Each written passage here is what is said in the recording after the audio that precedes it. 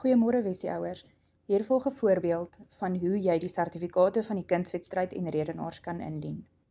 Jy kan of 2 leers maak of 1, maar daar moet duidelike aanwysings wees en afskortings ingesit word sodat dit vir ons maklik is om te sien is dit kunswedstryd of is dit redenaars.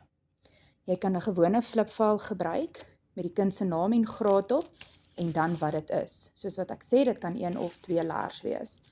Dan plaas jy maar net al die sertifikate, kan jy maar net so vir ons sit. Dit hoef nie in enige spesifieke volgorde te wees nie, maar wat ek wil vra is dat jy die verenigings bymekaar sit. So as jy Del Arte gedoen het, dan plaas jy eers Del Arte in en dan kan jy oorgaan na die Conspiritu toe.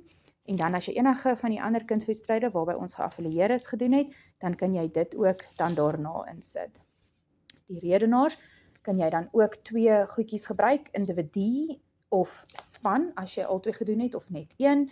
Weereens hou maar die goedjies bymekaar, so daarso het jy nou eers die skoolse goedjies, die van die redenaars, Afrikaans of Engels, daarso is Conspiritu, daarso is Del Arte, en dan gaan ons oor na die interskole toe, as jy interskole gedoen het, en dan ook dan natuurlik die span, wat jy dan by die span gedoen het, is Conspiritu en Del Arte. So kan jy dit nou maar net instuur van alles wat jy gedoen het met jou kind, soos wat ek gesê het, 1 of 2 leertjies, maar maak seker dit is duidelik gemerk en daar is afskortings in, sodat ons dit kan sien.